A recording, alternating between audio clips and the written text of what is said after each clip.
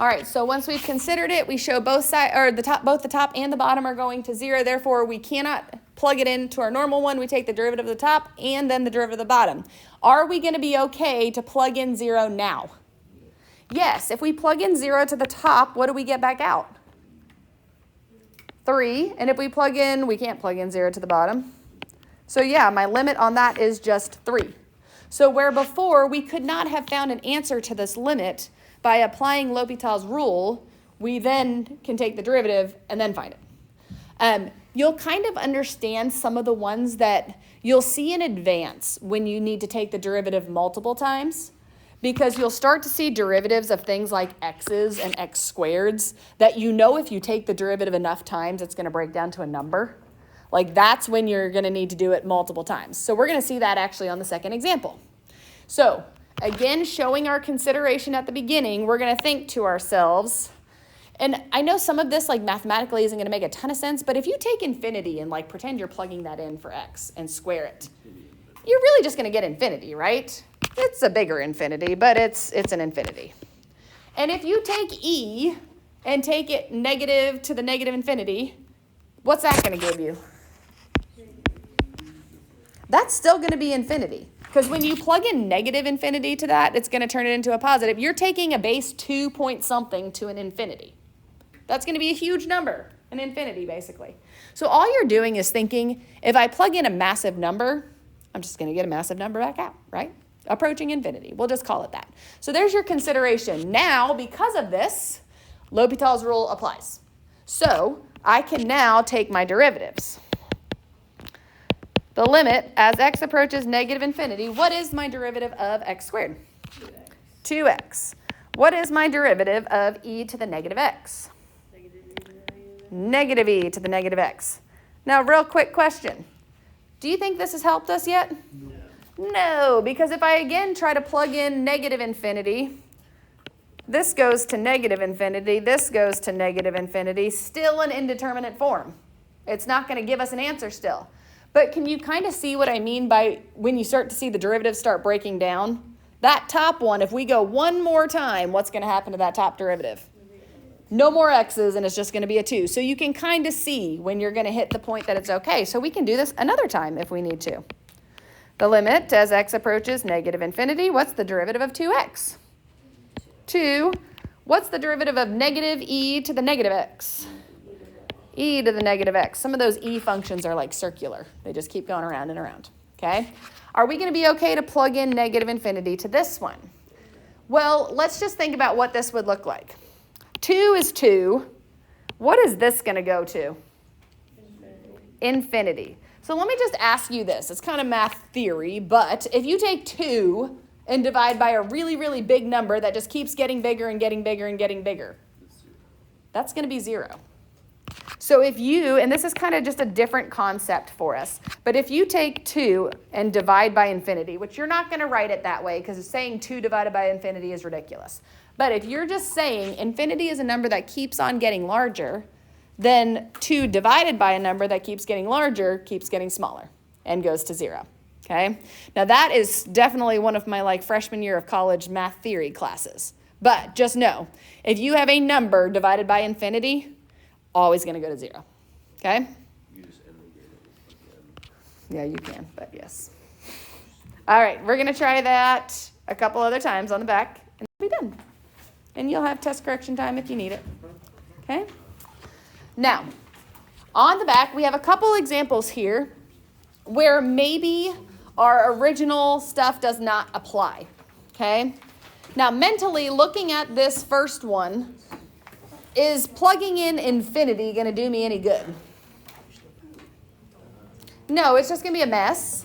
However, L'Hopital's rule does not apply until you show that it equals 0 over 0 or infinity over infinity, or it goes to that. So we have to rewrite this one. You are sometimes going to need to rewrite things in weird ways to make it work. This is currently not even a fraction. So it obviously cannot be 0 over 0 or infinity over infinity. So what's the best way to rewrite this so that it is a fraction? Yeah, I can put the e to the x on the bottom. Okay, this is the non-weird one. We know that we can write this as root x over e to the x. Now I can show my consideration of what it's going to do. If I square root infinity on top, any guesses as what I'm still going to have there? Still infinity. If I take e to the infinity power, what am I going to be headed towards? Also infinity. Now, if you get infinity on one, you probably should get it on the other because there's infinity over infinity or 0 over 0, but there's not a mix, okay? So because we've now shown that the top and the bottom are headed towards infinity, now I can apply L'Hopital's rule, take the derivative of both the top and the bottom. In order to take the derivative of the top, I need to think about that root x as x to the 1/2. So x to the 1/2's derivative is going to become 1/2 x to the negative 1/2. E to the x's derivative is e to the x. Now, I would encourage you, if at all possible, to not try to plug in something to this, because just the chances of us being able to deal with the negative 1/2 power with an infinity, pretty low. If I rewrite this one, it will make a whole lot more sense. If I've got that 1/2, where can I put the 2? I can put the 2 on the bottom. And because that has a negative exponent, where can that go? On the bottom. So I can rewrite this entire thing as 1 over 2 e to the x root x. Now I should put a limit in front of that because I'm still not plugging stuff in. But there we go. Squeeze that right in there. Now let's consider. Again, you're never going to write 1 over infinity, but really this 1 is fine. Can't plug it in. What is this going to head off to if I plug in infinities? Infinity. And 1 over infinity is always going to give me what? 0. Always. If you want to test that out, you can just take in your calculator 1 and divide by increasingly larger numbers. Your answer is going to get closer and closer to 0. Okay. Others of these have more complicated algebra behind them. Okay. This first one shouldn't be terribly complicated, but right now, if I want to find the limit as we approach 1 from the right, I could plug in 1. Is that going to give me any good answers? No. What's the ln of 1? 0, and 1 minus 1 on the bottom of the other one also gives me 0. But I can't have 1 over 0 minus 1 over 0. I need to show that this is in indeterminate form, 0 over 0 or infinity over infinity. So what do you think we need to do to help ourselves here? Common denominator. All right, what I would like you to do is take a minute and try to get a common denominator and make this into one fraction. Once we have our common denominator, we need to at least show that we're considering so that we can apply L'Hopital's rule. In this case, if I plug in 1 on the top, what is the entire top going to go to? 0. The entire bottom? Also 0. Therefore, L'Hopital's rule applies, and I can move forward and take the derivative of the top and the bottom. So let's do that together. The limit as x approaches 1 from the right. If I start taking the derivative of the top, I'm going to get 1 and what else? Minus 1 over x over. What do I need to do to take the derivative on the bottom? Product rule. All right, so product rule is derivative of the first, which is what? 1 over x times x minus 1 plus the first, ln x, times the derivative of the second, which is 1. Now, I don't really want to try to plug in 1 to this the way it is, because it's kind of ugly. Also, we don't like double fractions, and if I have to go any further than this, which I'm guessing I might, we would like to not have double fractions. So how do I get rid of those double fractions? Multiply everything top and bottom by x. If I distribute the x on the top, I get x minus 1. If I distribute the x on the bottom, in this first term, it's just going to cancel the x right there, giving me x minus 1. In the second term, I'm just going to multiply it in front of the ln x. All right, now, given that, can we plug in 1? I can try. What does top go to? 0. What does the bottom go to? Also 0. All right, if it goes to 0 over 0 again, what do? One more derivative, okay? So I do the limit as x approaches 1 from the right. What's the derivative of the top? 1. What's the derivative of the bottom? This one is 1. That's gone. What do I have to do over here? With the x, ln x. Product rule, which sounds awful, but it works out real quick here. Derivative of the first is 1 times ln x plus the first is x times what's the derivative of ln x? 1 over x. So what happens there? They cancel. So I get ln x plus 2 on the bottom. All right, if I plug in 1 more time, I'm going to get 1 on top, and what am I going to get on bottom? 2. Long way about to get our little 1/2 answer. Yay! And the most fun of all is the last one. Hayden's just shaking his head at me. Doesn't even like this one. Sometimes we need logs to evaluate the limit. This is usually when the x is in the exponent. I don't want to do that. Well, we're doing the last one. Then I promise I'll leave you alone. They get progressively harder on this page. Second period did the same thing to me. They were like, wait a second, what is this?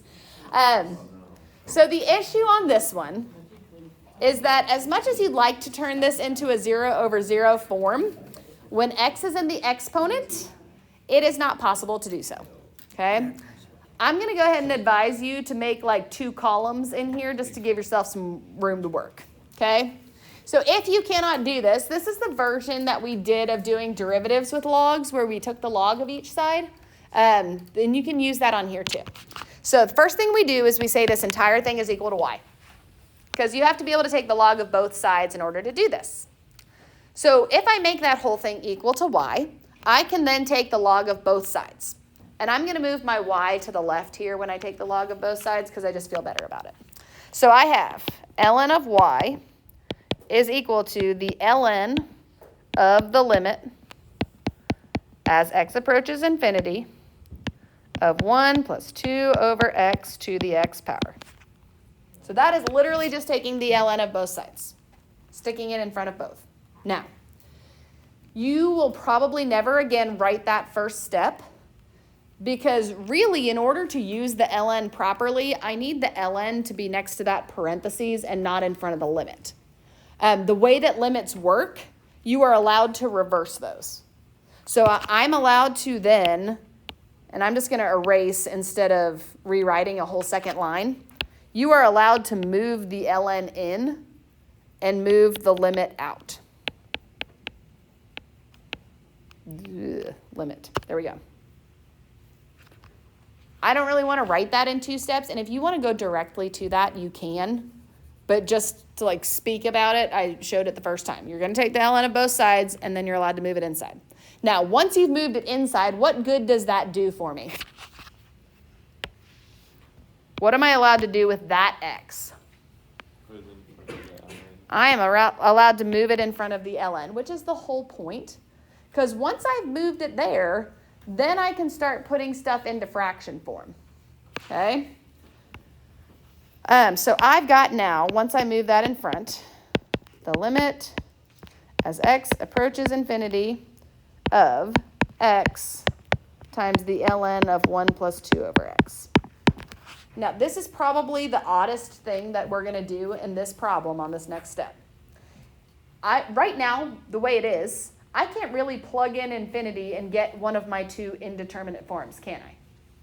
So remember the last 2, we had to like force them into fraction form? You can do this on this one too by moving the x to the bottom. The only way to move the x to the bottom is to make it the reciprocal of x. And it feels like a very weird thing to do. So for just right now, look at what I'm going to write down and don't, unless you're like totally with me. You can rewrite it like this. And it will make more sense once you look at it.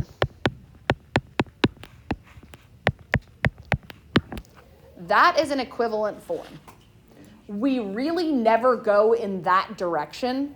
Most of the time when we're solving, we would have had it in this form and then flipped and multiplied to get the x up here. Like we usually go the reverse direction. But technically they are the same thing. And while it feels weird, it's true. So then real quick in this form, we're just going to say if we plugged in infinity. Okay, so this is that other plugging in infinity thing. Remember, if we plug in infinity right here underneath the 2, what does that particular fraction go to? 0. So that's really the ln of 1. What is the ln of 1? 0. And 1 over infinity is also 0. So are we in our indeterminate form? Yes, we are. Therefore, what can we apply now? L'Hopital's rule. Okay? Therefore, I can take the derivative of both the top and the bottom. And yes, that is not pretty. Okay? I know. So, if I do that, let's continue. Limit. All right. Walk carefully through this. How do you take the derivative of an ln? 1 over that. Okay, so just 1 over that times what? The derivative of 1 plus 2 over x. The 1 goes away. Let's come out here to the side. How do I think about 2 over x? 2x to the negative 1. So what's going to be its derivative? Negative 2x to the negative 2. All right. That's the derivative of the top. Ugly as it is, don't worry, things are going to cancel here in a second. Okay? Now the bottom, in order to take the derivative of the bottom, I have to think about that as x to the negative 1, right? What is the derivative of x to the negative 1? Negative x to the negative 2. Now, look at that. What am I allowed to cancel here? Yeah, the x to the negative 2's. And technically speaking, the negatives here, right? So, we are now left with the limit as x approaches infinity of 2 over 1 plus 2 over x. Worked out a little nicer than we were expecting, yes? If I mentally plug in infinity to that, I'm just going to get 2. Are we all okay with that? Okay, now, the only thing I'm going to throw you in a loop here is, that's not our answer. What? So that equals the ln. Yes. So our very last thing on this. This was equal to the ln of y. Right? Yeah. So we kind of lost that way back up there. If I would like to solve for y, what is the last step I have to do to solve for y? Oh, put it to the e power. E. So y is equal to e to the second. I know. You like feel like you got there and then it's like, oh wait, but you're not. But you're not. That's the worst part.